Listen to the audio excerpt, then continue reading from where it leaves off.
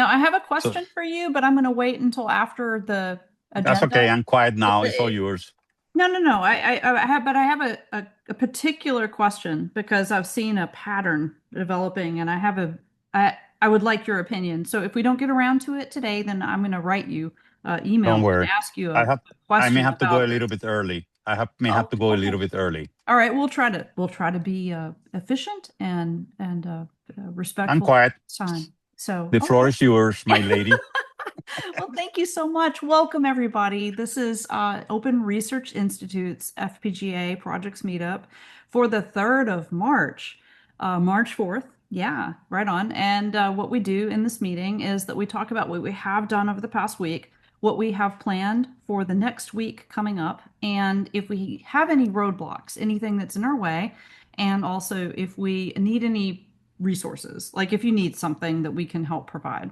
So that's what we cover. And then we go to open office hours and open discussion for as long as we can tolerate it. And what we'll do, I'm going to open with open CPI progress from Aaron. There's been a lot that's been going on, and you have the floor. Thank you, Michelle. I'm going to share my screen because I have some slides. That's okay. Da, da, da. Usability. Sorry about that. Go So, ahead. no worries. So the accomplishments from last week. So I was able to get the virtual ton interface and then get that data, IPv4 data encapsulated into GSE and then a baseband frame. And then we add 2 bytes, I believe, to the front that selects the mod code for the encoder. And this was embedded inside an application in OpenCPI. They're called application control interfaces. And this handles the OpenCPI, it orchestrates all the OpenCPI components and workers, and then also any external data, which in a C++ API gets that all set up. And then, so I got that working and then completed. So for the receive side, I'm using the British Amateur Television Club's Mini Tuner V2. I'll go into details in a little bit about that in a second. And then on the receive side, from the receiver, we get the baseband frames and we do the opposite of the encapsulation. So decapsulation in the software. So I was able to get end-to-end testing with data flowing through the FPGA itself, IP data, and onto the other end. And then I ran into some issues because our target symbol rate is 10 mega symbols per second. And ran into, but I was able to solve that as well. And then because of OpenCPI's portability, I went ahead and enabled the Zinc 7000 series support. So this also works on the Libre SDR and the Pluto SDR as well. So this is just a diagram of the architecture. On the left side, this gray box signifies the Zinc or the Zinc UltraScale processor. The blue is what's running on the ARM. So there's a virtual interface there. And then the downlink ACI application that I was talking about that does the conversion to GSE. That data is transported over AXI onto the FPGA fabric where the DVB-S2 encoder from ORI is instantiated. And then the 89363, all of what are called device workers in OpenCPI are instantiated to support the from digital to RF. And that goes over coax into the receive chain, the mini tuner. And then from the mini tuner, it comes into USB 2.0 into a piece of software called logMyND. And that broadcasts the baseband frames over UDP, which then I take into another C++ application that converts that back into the tunnel interface on the receiver. So I completed the build. So this is actually not the latest generation of DVB-S2 receivers by the British Amateur Television Group. They replaced it with the Pico tuner that replaces this part, which is expensive and hard to source, which is the FT223H module. But unfortunately, the latest generation has some issues with the packaging of the baseband frame that didn't line up well with GSE. it works great with the transport stream, which I demoed that about a year ago. But this particular version does provide higher throughput. And so it's ASIC based, and that's what I was using for the receiver until we develop our own receiver in ORI as interim. So excuse my messy desk, but this is how it's all hooked up. On the top left is the receiver itself.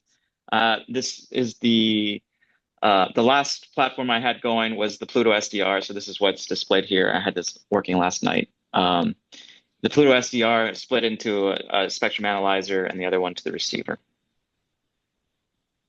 So on the receive side, you are presented with a web page, and it gives you a constellation. And right now, I've only tested on QPSK, so you can see here in this black some of the plots being pointed for QPSK.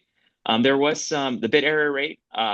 After some time, it would just go to 125%, and I don't think it's reporting correctly because I was still getting 100% data on the receive side. But we got EMR, MER here, and then it does report back the lock of the DBS2 and the QPSK, and then the frequency, and then the symbol rate, which was 1 megasymbol per second.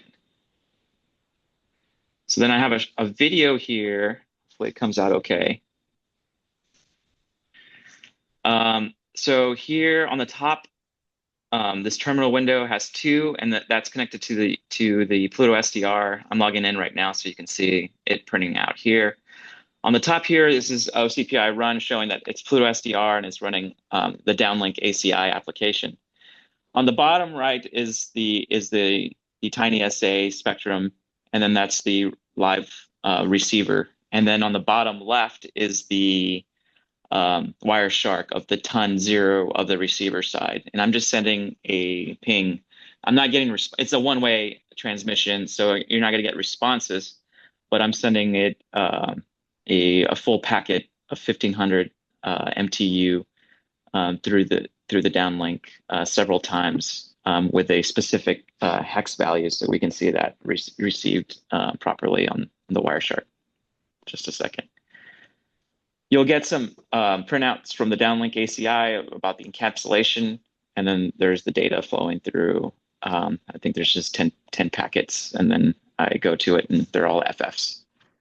So that was it working end to end, well, halfway, I guess, on the ultimate goal. So this is a slide just demonstrates what I was seeing on the coding rate. So when I bumped it up, so that was demonstrating at 1 megasymbol per second. But the ultimate goal is to get 10 megasymbols per second.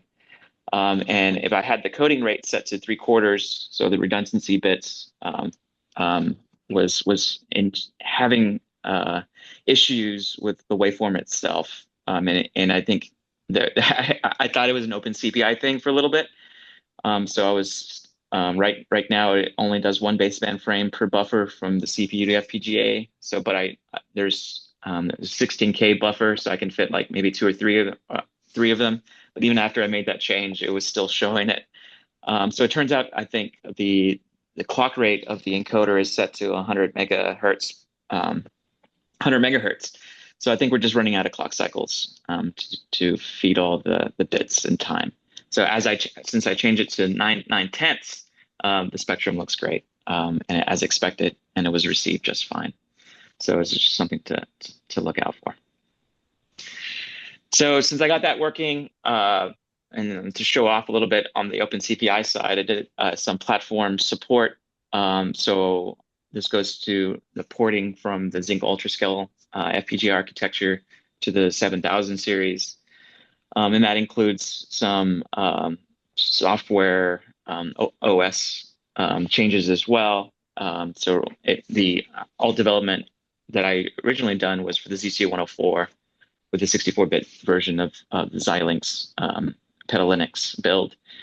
Moving over to the 7000, I had to do the 32-bit version, and the kernel module wasn't pre-built, so I had to pre-build that out of tree, and I just manually loaded right now.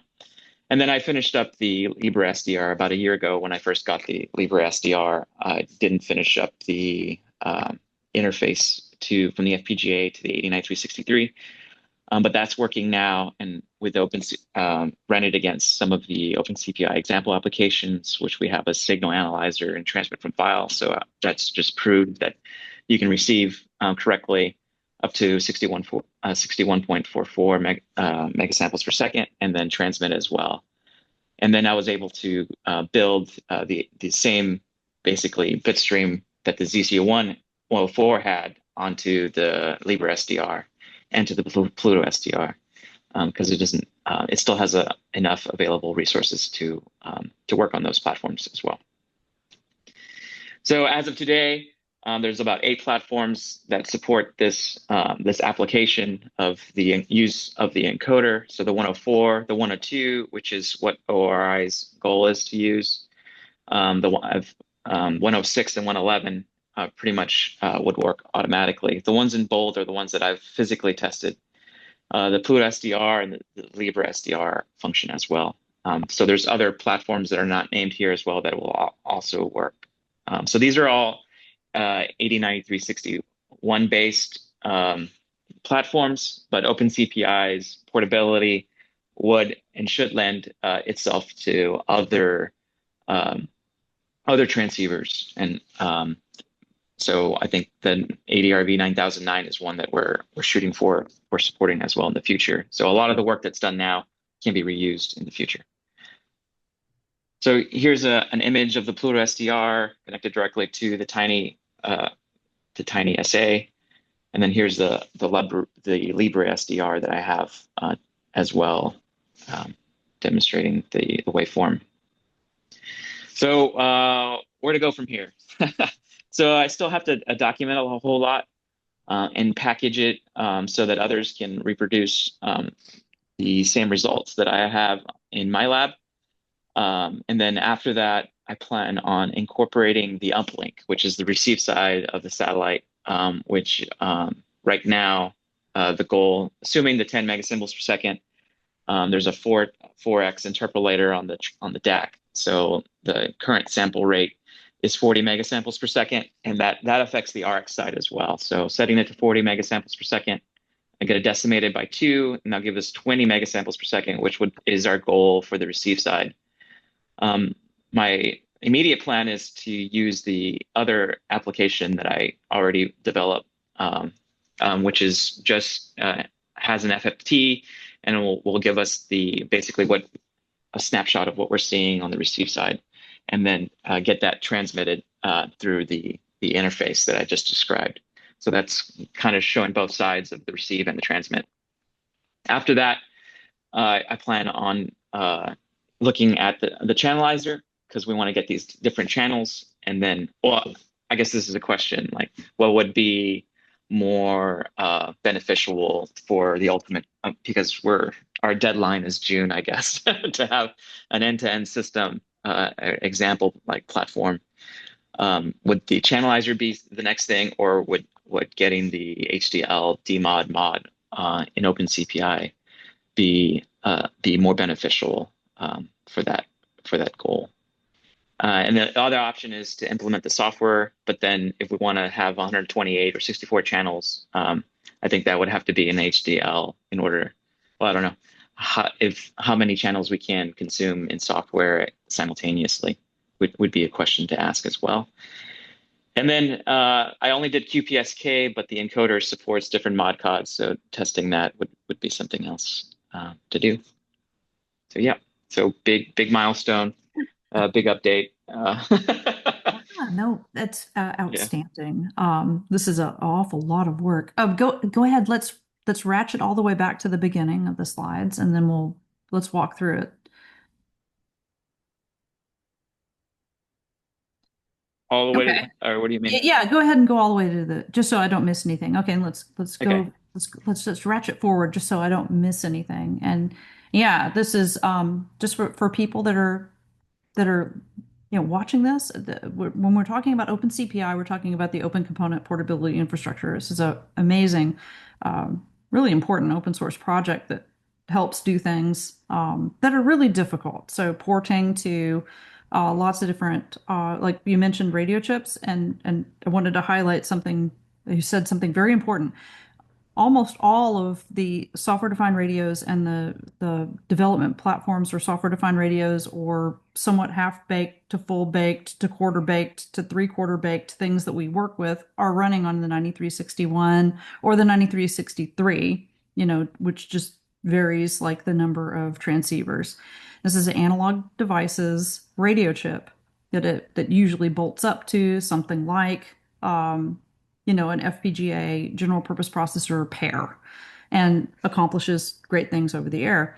But OpenCPI allows you to get it working on a 9361 and then also work on, as you said, the 9009 or 9001/9002 series chips. Or, hey, do you have we've been told to also look at other companies' radio chip.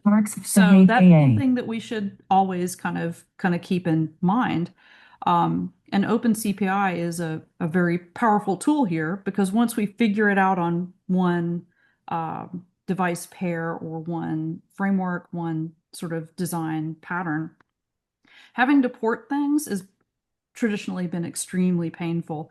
And this is where figuring it out and getting an intelligent way to do it is a huge advantage. So we're very interested in this because this achieves so many goals for us, and lets us use different circuit designs, different companies' products in a way that it reduces the pain, and really kind of like, okay, the work that we have done, which is all very difficult work. This is ambitious, innovative, modern work, and that's where the value is. And spending a lot of time porting, which, as you've seen and heard, just porting from the Pluto to the Libra SDR, porting from a Pluto to a Pluto clone, that was hard.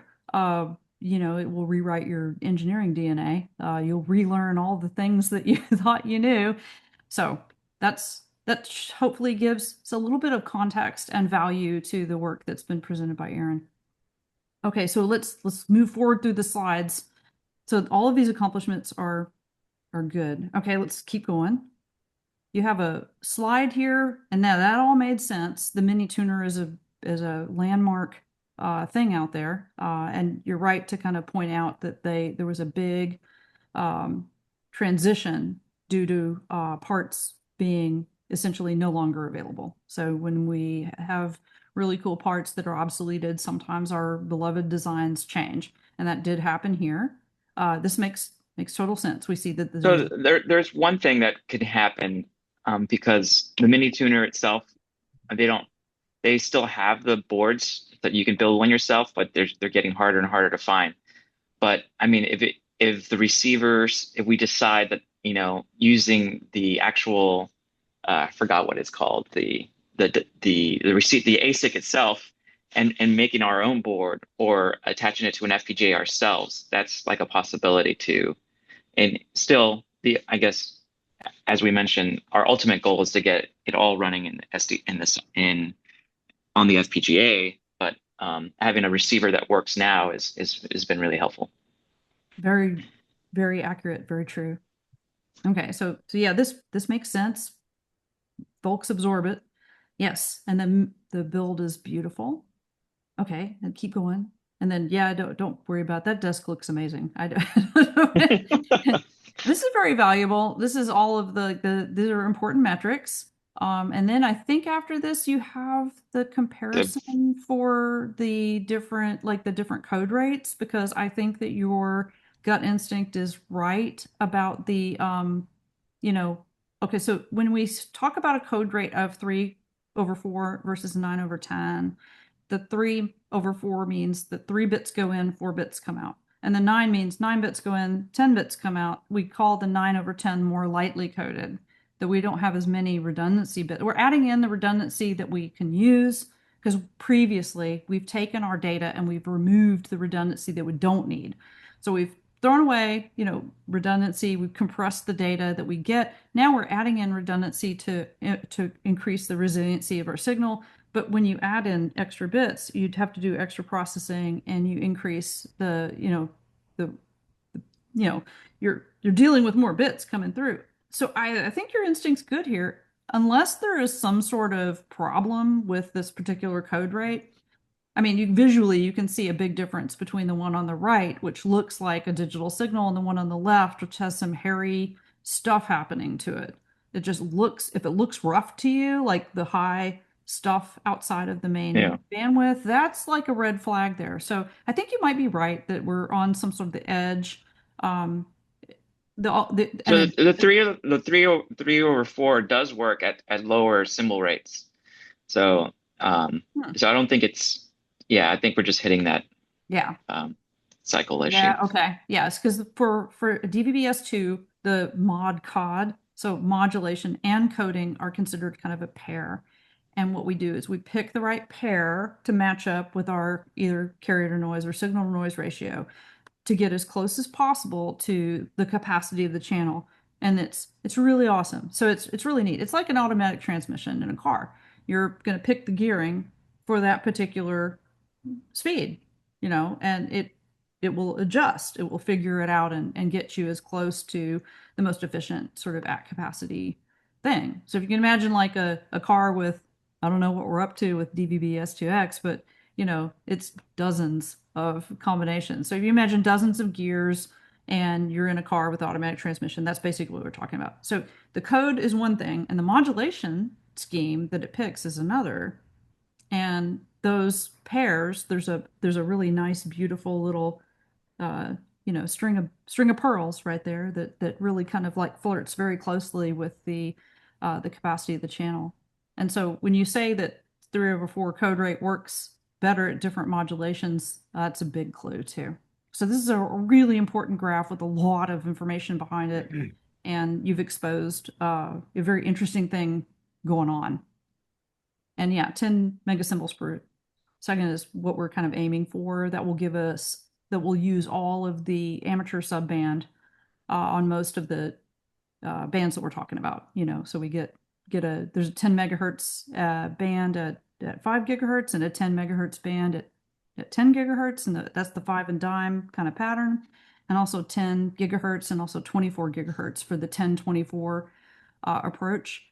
That's so if we can use it all, we should, and then figure it out from there. And then I think there was something else. Oh, we do. Okay, so we have in a box a retired ZCU 106 as well. So I went back through our inventory. So we're ready to try it on our ZCU 102, which is the one we want to use, but we also have the ZCU 106 as well. And we I have partial support for that platform, and I have one as well. So I can bring that up as getting it through the finish line as far awesome. as getting the FM comms board to function on it and Yeah, have it all set up. fantastic. Yeah, so we're ready to take your instructions. Okay. We are ready because this is so super exciting. This is really great stuff. And then, yeah, that was the list I was thinking of. Yeah. It occurred to me. I was like, oh, so we retired it because the 106 ZCU 106 did not work for Neptune, which is what we originally got it for, and then we switched to the 102. And I was like, oh my gosh, we still have it. We didn't surplus it, so Yeah. we can independently verify this to kind of add to this Yeah. if you have it just if you just do it in house, it's one thing, but if somebody else is able to do it to say, hey, OpenCPI works here, look at this, then I think that Yeah. would be good, Yeah. especially for us since we usually wander through reality doing our best. So and then yeah, this is a really good shot. That's a really neat looking signal. And yeah, the Libra SDR. I think that's what that is. Yeah, it is. It is. Oh, awesome. Thank you so much. I'm really You're looking welcome. forward to this. And yes, oh yeah, to sort of like because I was startled by the June date too.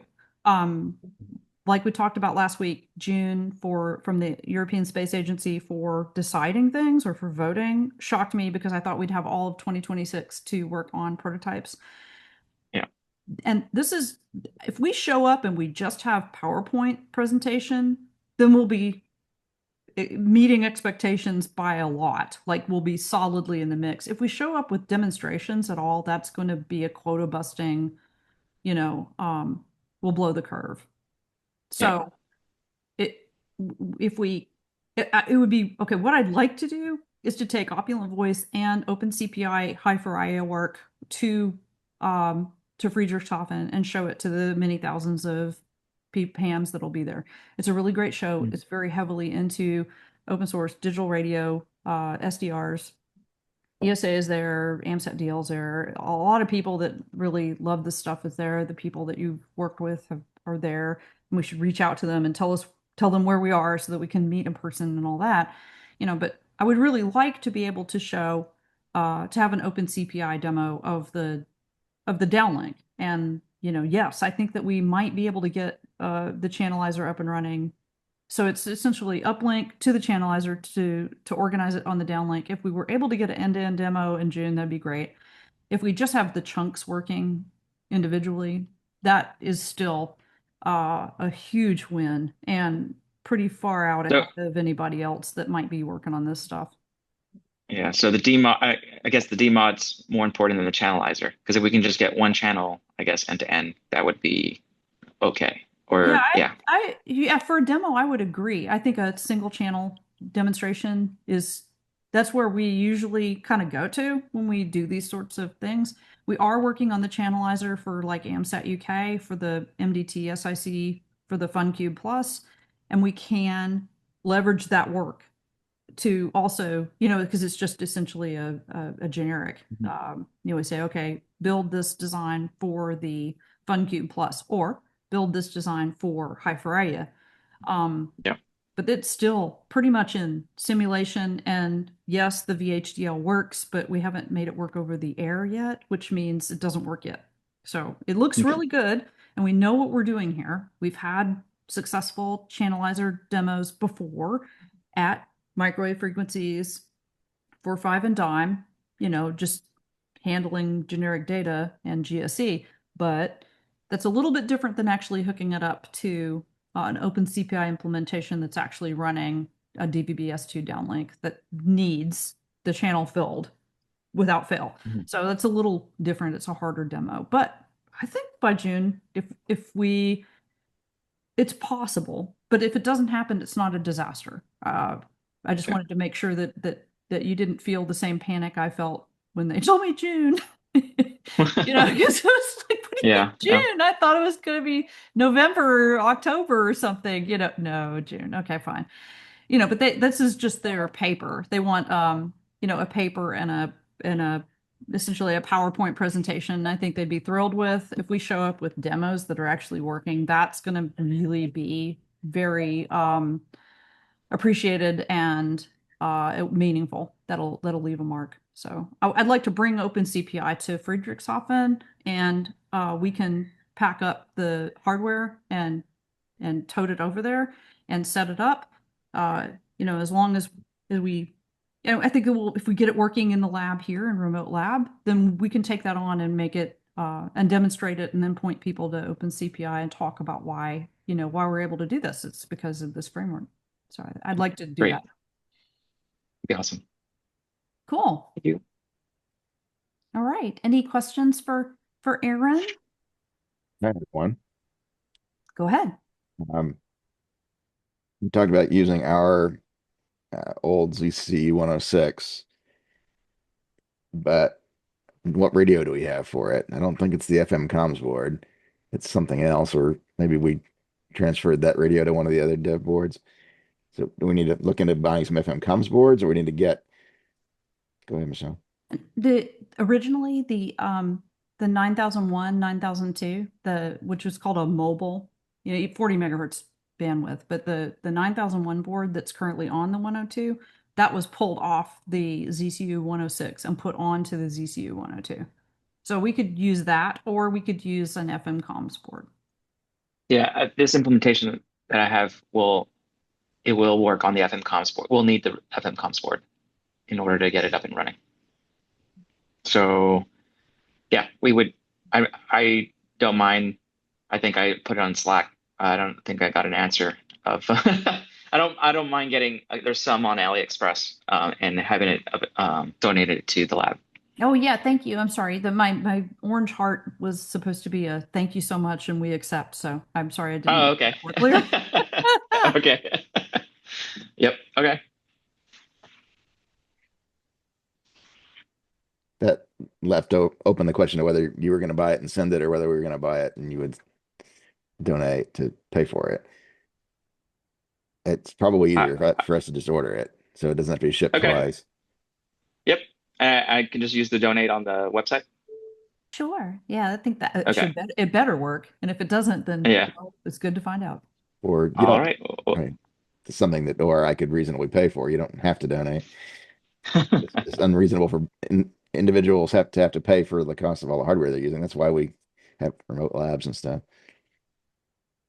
We yeah, I don't mind. graciously accept donations. Just We to do, be totally clear, but because it really does help. We're trying to be extremely respectful of all the money that we've been entrusted with, and any donation would be absolutely put to work and very graciously accepted. So I think we could talk about it and make sure Okay. that everybody's happy. Cool. All right. Any other questions for Aaron about this work? This is all for it works for either terrestrial or satellite, and is an excellent way to learn about how to do these very, very innovative, modern, advanced techniques. So, any questions?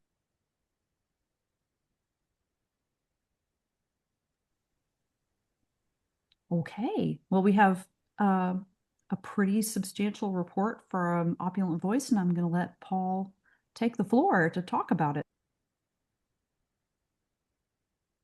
okay. We've done a bunch of different things in the last week, surprisingly enough. Um,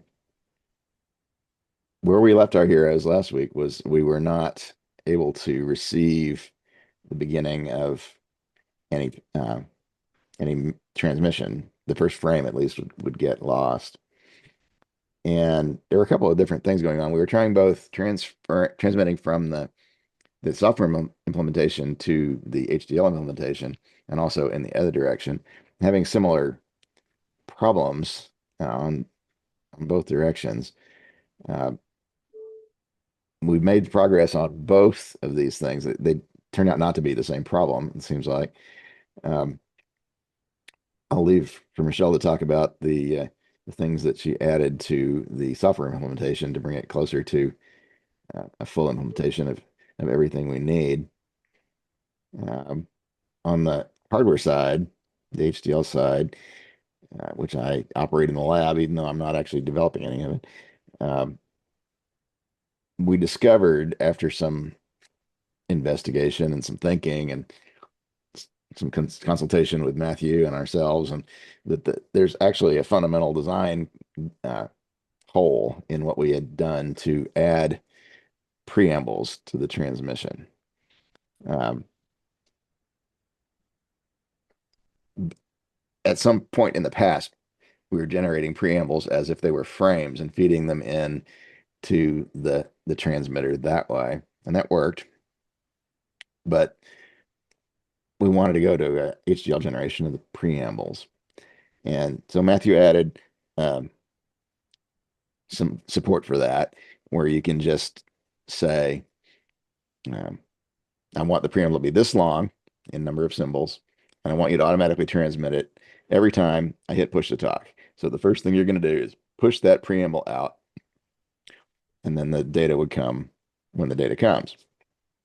Well, it that has to be automated. There has to be uh, some code in there in the HDL to notice the end of the preamble and then start the first bit of the transmission. Uh, Hoping for it to line up is not going to work. So once we put our finger on that. Matthew immediately realized that, yes, that was something that he had not implemented. And it was just a couple of lines of code to gate the data bits on the completion of the transmission of the preamble. So I go ahead and set the preamble to whatever length I want and send data. That data then gets held up by the normal handshaking pipeline. Uh, with the way the AXI transmissions work, is the guy on the other end gets to decide whether he's ready to receive it or not.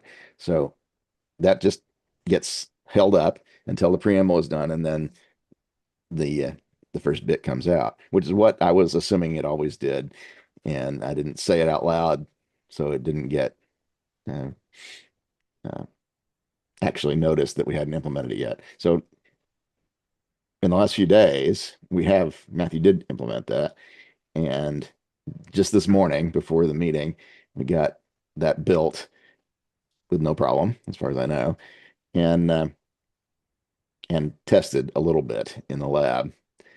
And the answer is it fixes the problem for transmitting the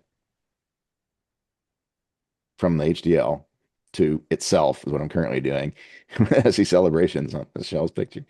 Um, Currently testing with loopback because I don't have everything I need here to run the software version. We'll do that next or pretty soon.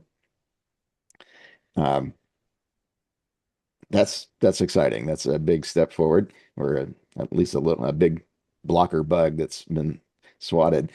This is a very preliminary result. I've tested it once, and I've got something that still confuses me because I don't see the loopback message on the web interface. I do see it on the CLI. I don't see it on the web interface.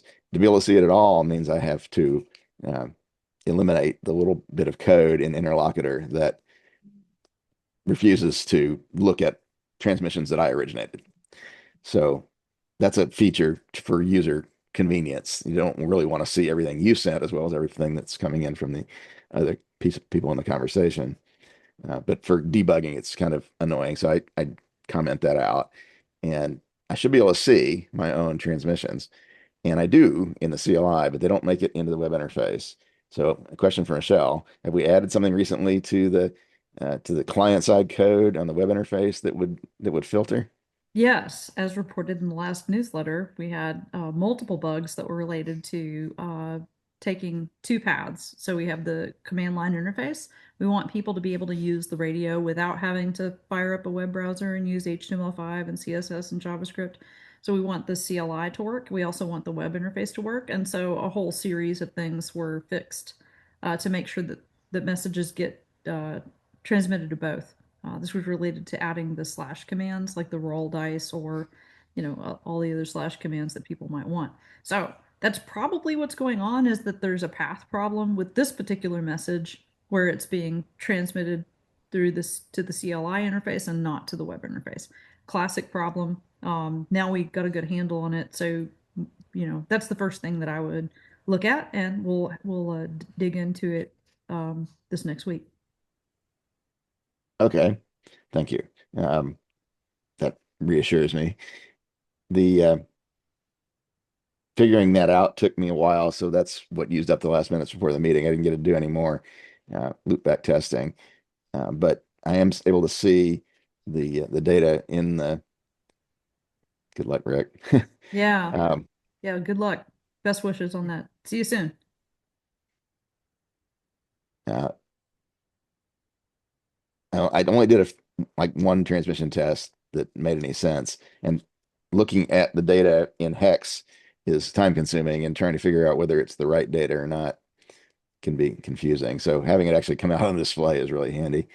We may want to go ahead and add a configuration time switch to turn off the self-blocking in Oh, every place okay. that it's So like implementing. maybe a debug level? Could it be like a verbose level or a debug level? Something like that?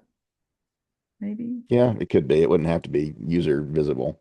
Okay. Although All right. some So, users may want that. Users may want to be able to debug their hardware with a little loopback cable. okay. I Yes, think it would that's be true. useful. I think you're right. Okay. Yeah, let's get that nailed down and documented really well over the next week. And That makes sense.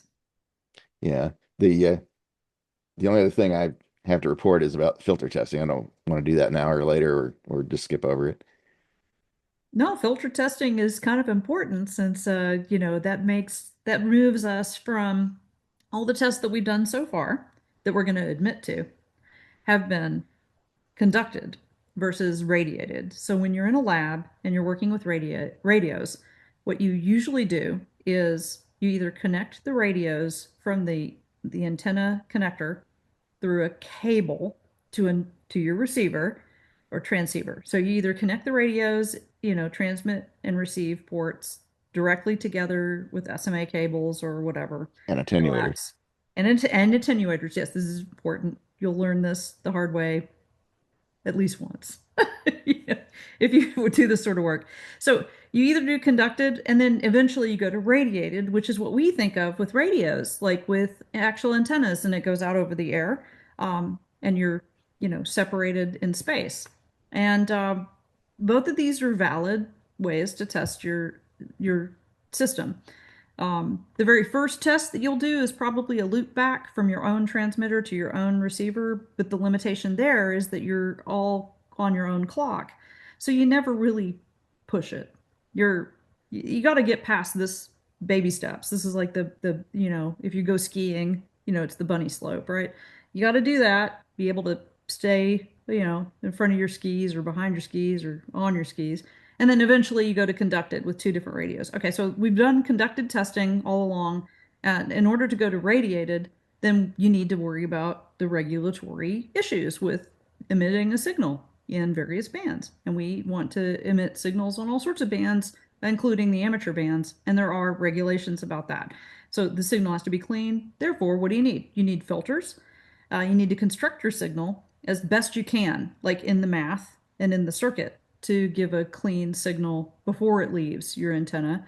And then you also need to have like transmit and receive filters. So that's what Paul's talking about with the filters. And he bought some and he has some results because he tested the filters in the lab. And I think that those results would be a really good thing to show now because those filters are going to let us transmit over the air and move this from the lab out into at least our neighborhood and our city. So we have multiple sites in San Diego that we can set this up at. And we have a club in LA that's interested in putting up equipment and has been nagging us for about 5 years. So these filters are very timely. So I think we absolutely should talk about them today and look at your results, decide if they're, maybe look and see how good they are and hear your recommendations and experiences. So you have the floor. Okay, will do. First of all, I want to make perfectly clear that these are not a final component selection for a product or anything like that. These are basically, I chose something as best I could, not really being an RF expert. Um, and I found something that was cheap on AliExpress, and I bought several just to see how they work and what the problems are, what we need to worry about for really specifying this part. So I'm going to sharing. Hopefully, you're seeing a picture of 5 filters. Okay. The 3 on the top are for the 433 megahertz nominal frequency. That's where they're used for ISM purposes. Um, they're wide enough to cover the middle part of the 70 centimeter amateur band. Um, and then they're bandpass filters, so they're not really optimized for suppressing harmonics, which is something that we'll see on the results graph here. The 2 on the bottom are for the 915 megahertz band. Again, that's the middle of the license-free frequencies, but they're more than wide enough to cover the entire amateur band at 900 megahertz, as we'll see. So I hooked these up to the spectrum analyzer in VNA mode, vector network analyzer mode. In this mode, there's 2 connectors on the spectrum analyzer. One creates a signal. You pass that through your circuit under test, and then the other one is the regular receiver for the spectrum analyzer. So what you're measuring is the attenuation or amplification, if you have an amplifier, of the signal as it passes through your unit under test. I don't have a diagram for that, but I probably should. So this is the kind of result you get. I apologize for the cryptic color choice. It should be something brighter, but this is what I ended up with. This is zoomed right in on the bandpass of the first of the three 400 megahertz filters. And the two markers that I've placed here are 420, or excuse me, 430 and 440 megahertz. So that's the chunk of the band that we're likely to find a friendly place in the band plan for a signal like this. Um, and it accommodates that. It's perfectly wide. You can see the difference between the zero line and the top of the bandpass is only a dB or two, so minimal insertion loss. So as a thing you stick into um, an existing pipeline, this should be fine for the frequencies we're interested in. Now, the next thing I did was zoom out a little, because what we really need for this filter is to suppress odd harmonics. The even harmonics are pretty much gone by construction, but the odd harmonics can be pretty big. And the Pluto and its derivatives are not designed to be clean in that regard. And if you look at one of those on a spectrum analyzer, you see spikes at 3 times the frequency and 5 times the frequency and 7 times the frequency and 9 times the frequency. And that's where we run into regulatory problems, because those are too big to be transmitted over the air and be legal according to the FCC regulations. Uh, those are the only ones I've looked at. I'm sure other countries have tighter or looser regulations that we need to worry about at some point. So I'm going to zoom out to that point. This is from the bottom of the desired passband up to the fifth harmonic. So if we had no filters, there'd be spikes within this range, one and more or less in the middle at 3 times the frequency, and one at the very right edge for the fifth. Those wouldn't appear in this picture because this picture is just the test signal that I generated with the spectrum analyzer. So just the peak on the left is the legit signal, but it sweeps that signal across the whole band to measure the attenuation. So what you can see here is by the time you get out to the very right edge of this picture, you're only about 20 dB down. So given that you already wasted a dB or two on insertion loss, it's like 18 dB or something of additional suppression at the fifth harmonic. That might be enough, depending on how bad the suppression is coming out of the radio device, the Pluto or the Libre SCR. But it'll be close. It's not a great excess of attenuation. And then, because I could, I went ahead and opened out the spectrum even further. The spectrum analyzer goes up to 6.5 gigahertz. So this picture shows all the way up to 6.5 gigahertz. And you can see right away that it's really pretty bad as it gets out to the to that high frequency. The previous picture shows over here on the left where everything is good and then increasingly bad, and then it gets much worse, and then continues to be bad all the way across the frequency band for this test setup, which, by the way, is not first class RF test measurement. I've got cables that are longer than they should be and probably leakier than they should be, and so on. So this is just a rough look at it. And there's a nice little null out here. If I knew what technology the filters used, I might know why there was a null there. But this shows that this filter is not a great harmonic suppression filter. We need some other kind of filter that's really designed for that. We don't really need a bandpass filter. So that was probably a mistake on my part to choose that as a going in. I thought maybe it would have good high frequency suppression, but I guess not. If we look at the same graph for a different amplifier, we'll see very similar results. These amplifiers are not 100% consistent, but they're pretty consistent, and that's good. And if you look at the same graph for the 900 megahertz filters, we get a similar result as well. This is the zoom close up in on the band pass. You can see, and my two markers are the band edges, so 902 and 928 megahertz. And it's nice and low insertion loss for the entire band. And then I zoom all the way out to maximum right away. And you can see something similar, although you barely even get up the third harmonic before it's really kind of crummy. And a lot of this attenuation we're seeing is probably due to the cables rather than the actual filter. Um, I, well, no, because the cable attenuation is calibrated out. That's not the case. I do calibrate with the cables. Um, this is how much worse it is than a female to female SMA barrel connector, which is our reference unit under test. So no real difference changing bands. We have a filter that will help, but is not probably really not good enough for suppressing harmonics. And then after that, we'll probably have an amplifier in order to get up to a power that's actually useful for transmitting more than just across the block.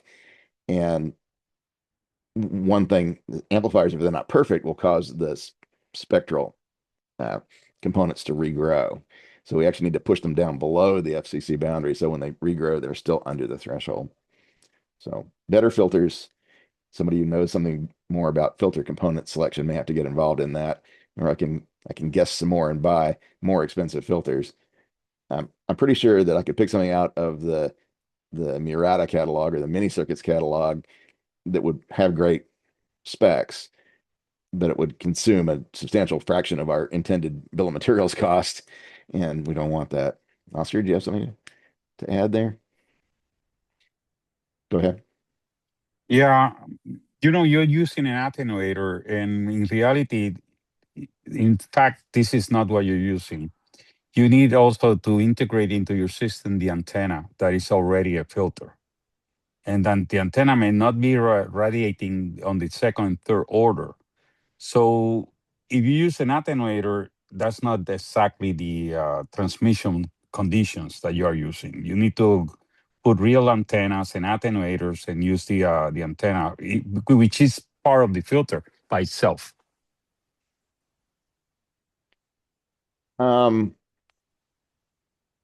Yes, and technically you're right. Legally, I'm not sure exactly how right you are, but probably so. No, Uh, we need to test. I'm not saying that I'm not writing the book. We need to put the antenna there. yeah, that's harder. I don't have antenna test range capabilities here, so somebody will have to take that on besides this lab. Well, I think we can probably get some help from the folks that are around here. At least from like SBMS and SDMG have had. Well, you and I both have been to the range tests that they have every year for microwave rigs. So we can actually like figure out where the far field would be for these frequencies, and then we could probably go ahead and do it. Um, and I'm more familiar with 5 gigahertz and 10 gigahertz. We're talking about lower frequencies, so it's going to be a little different. But I think we can probably crack this and get some range testing. And I do acknowledge that you are like trying to impose like, this needs to radiate correctly. Oscar's right that the antenna is a huge filter here, and so far we haven't really um, grabbed on and selected antennas other than, for 5 and 10 gigahertz. We know that it's going to be a dish.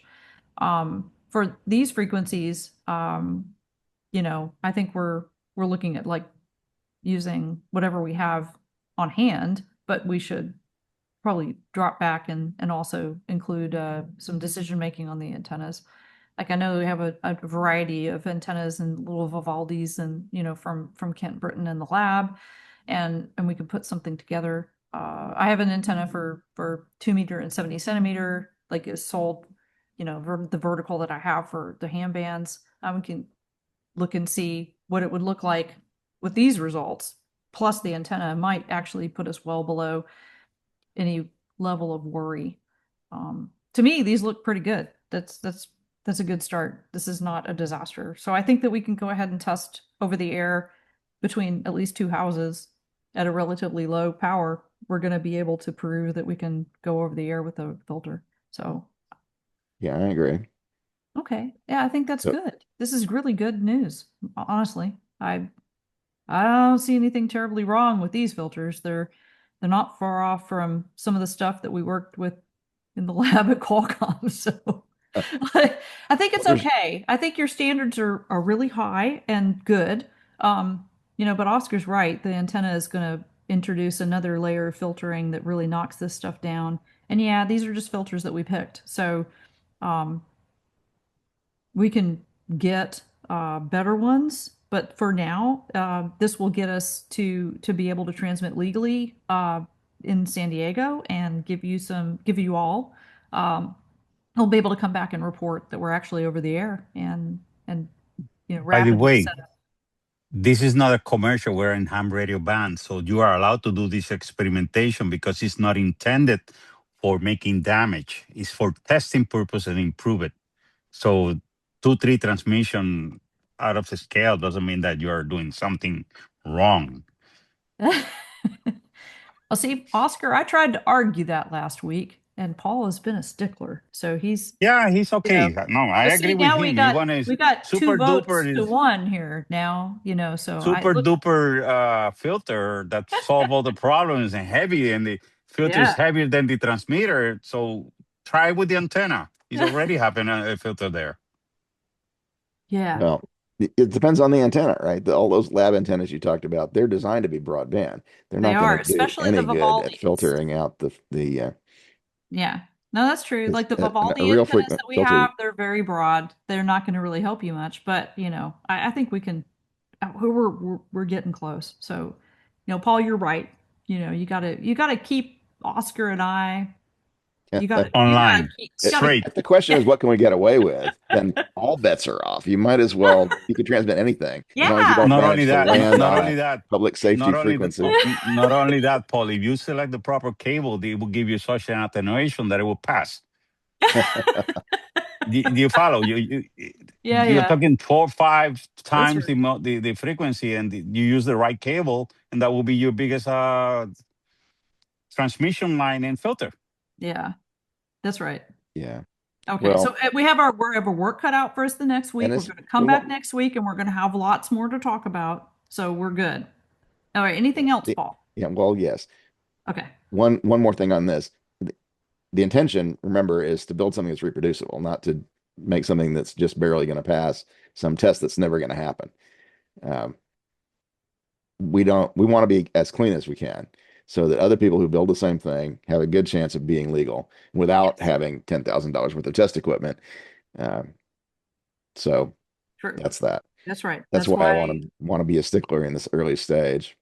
That's right. And the other thing is I skipped right over the stuff that you added right after last week's meeting to to the software implementation. So I'll leave that for you to describe. I'll go ahead and defer because we're at 11. It's 11:01. So I'm just going to say that the AMSAT UK updates, the ORI board approved moving forward with both the FPG and the STM code for a demo, maybe for June in Friedrichshafen. We have not heard from AMSAT UK recently. But we're going to go ahead and just steamroll ahead because the design for the Fun Cube Plus also helps us, and we understand what we need to do, But I don't have really an update from them over the past week, so I haven't heard anything in particular.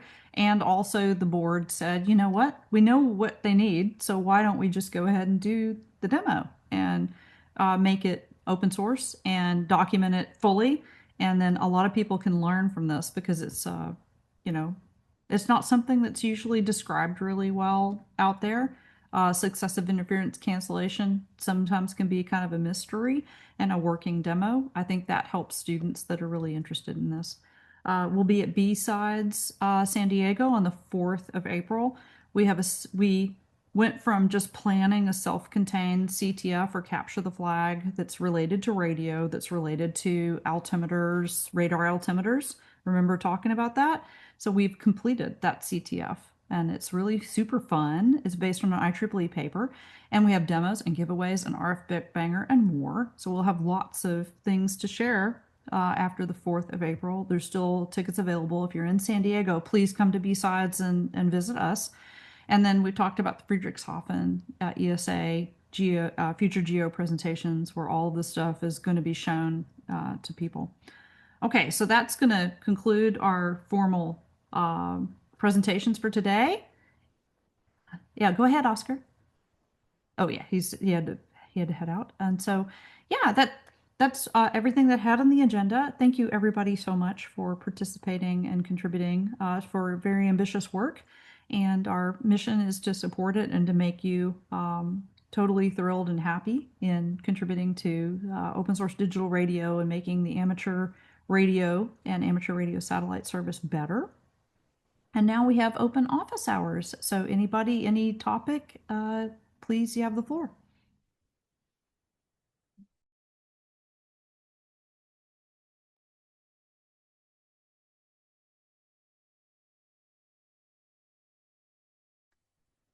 And hi, Mike. If you're there, hey, tell us what's going on. Hi there. I love your shirt. Thank you. That's cool. But I was just came in to eavesdrop to see what you guys are up to lately. Okay.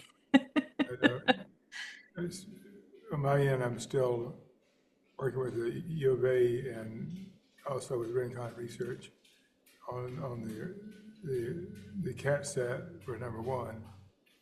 And we are regularly transmitting signals and having orbits go past that are not being used because there appears to be no hams, or a very few number of hams that want to transmit at 5 gigahertz and receive at 10 gigahertz on a non-geosynchronous bird. But anyway, they're still looking at the orbit of the satellite sometime at the end of the year due to atmospheric drag. And a group of us have gotten involved in the Artemis receiving signals program. And the main thing I've been doing is taking my 5-meter dish and trying to get it moving. And there's the U of A and Rincon are doing something together that I'll leave on them to talk about sometime. But anyway, hi and good to see you. Right on.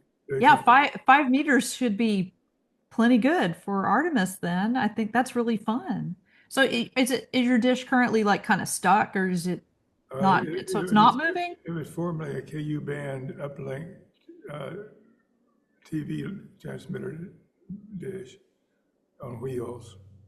They could wander, go into the stadium or park outside and transmit football games and things. And we finally got it working, and then broke it again for several years.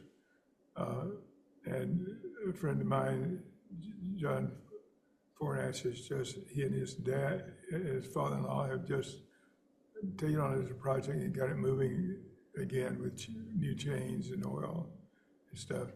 And so we actually can cover the geosynchronous arc with it. And that's my next project today, is to go over and see. John is out of town for a couple of weeks, and I have to figure out what to talk him into doing next. Cool. No, that's really neat. I can't wait to hear more about how that goes. That sounds fantastic. In the meantime, the group here might be somewhat interested in the fact that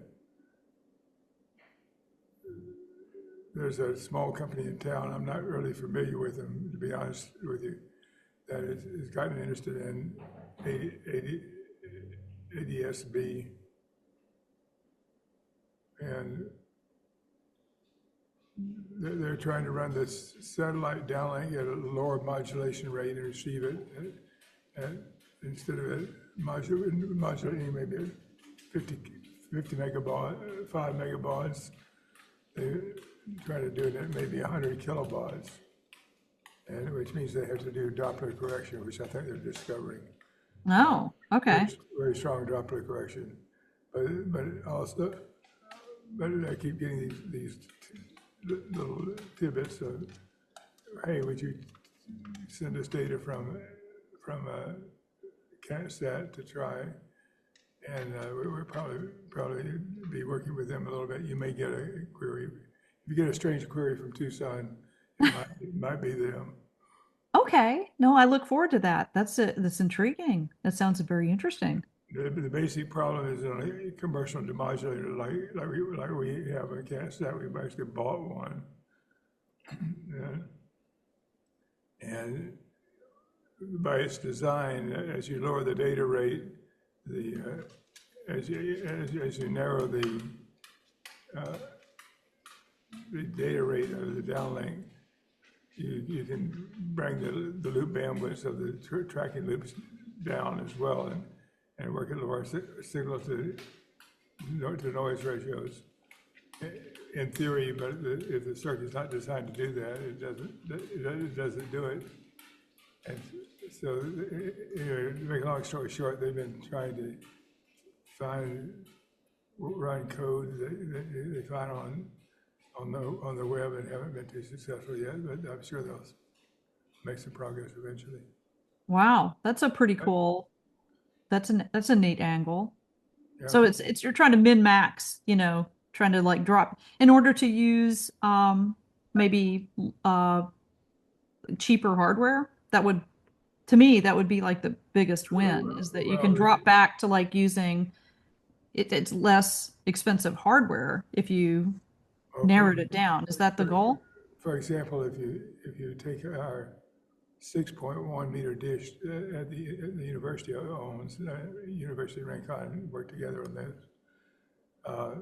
You get a downlink about 5 megabaud rate.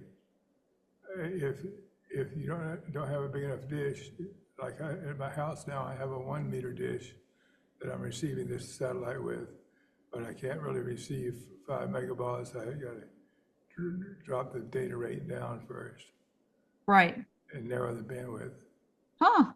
To keep the same signal to noise ratio at a slower rate. So they're trying to do it obviously to a smaller station as well. I don't know what their details are. That's really cool.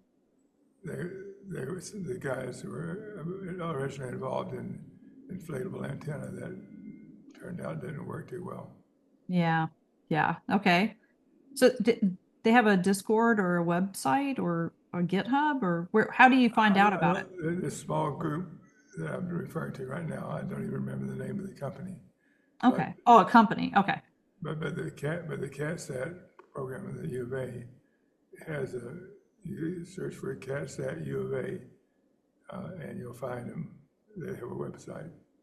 Okay. No, I'll see what I can find, and that's really interesting. That's some good stuff. That's non-trivial. As everybody knows, it is rocket science after all. Yes, that's right. Very good. All right, Mike, anything else? That's all. I just wanted to see what you guys are up to. It was interesting you were talking about filters. I just ended up buying some cavity filters from a German company that happened to be making some that were reasonably cheap, that covered the microwave M bands, and also the NASA S-band frequency. Yeah, no, we're gonna have to do some components engineering here. So yeah, big thanks to Paul for digging in and taking a risk and then measuring it. So this is the first step, and yeah, I think we'll need I think we could really use a more experienced component engineer for filtering. That would not be me. I know the math, and that's it, and that's just the first little bit. You need somebody that actually knows the components and what they can, and how to measure them and how to test them. And I think Paul understands the problem he has just the way I understand the problem I have. Yeah. Fixing it is the problem I Yeah. don't know how That's to right.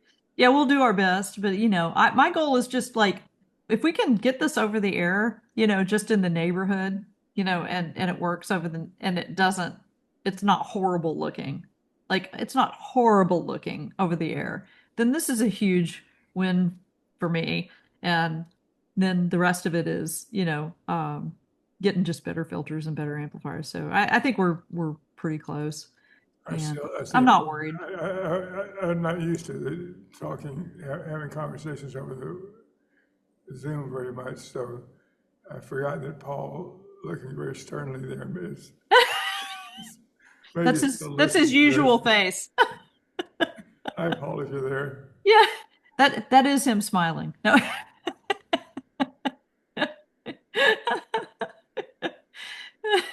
Yeah, no, it's always an adventure. There's never a dull moment with any of this stuff. It's a great adventure every day.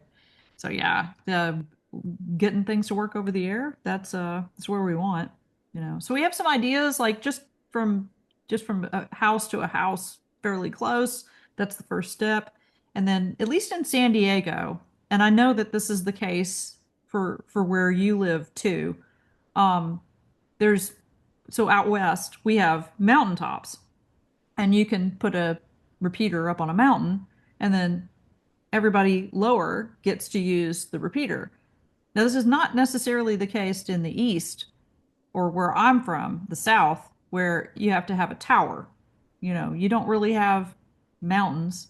Like here, people talk about the Woodson repeater and Laguna and all these mountains, and that's great. That's like that gets you way high up, and all, but I didn't come from that part of the world, so it's kind of nice. So here, that's our next step, is to put a repeater on Palomar and to, kind of encourage people to experiment and try it out. And that's really kind of nice, because like I said, where I come from, you have to go find somebody with a tower or put it up on a tower that you own, or that you can find a city or a police department, or, the weather service or some sort of place to get it up high enough to where it can be heard. Because there's just not a lot of mountains, where I come from, or like on the East Coast. So that's kind of our next step. We get to take advantage of the geography out here. I guess that's all I'm saying. And I know that you guys have the same sort of situation in Arizona. I've got a mountains. 9,000-foot mountain in my backyard. Yeah.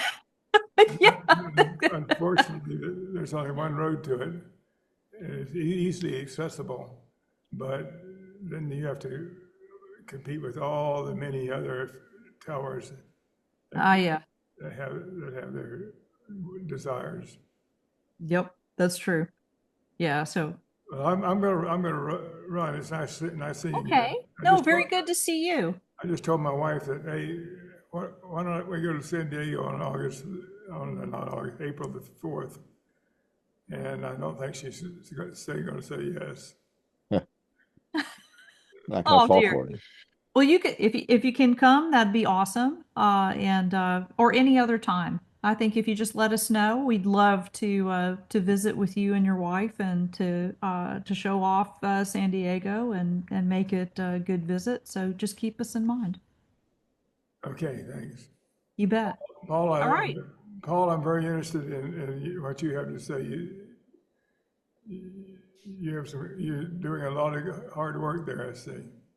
So goodbye. Well, thank you. Yeah, he's a good egg, I tell you. Couldn't do it without him. All right, Mike, see you soon. So long. You bet.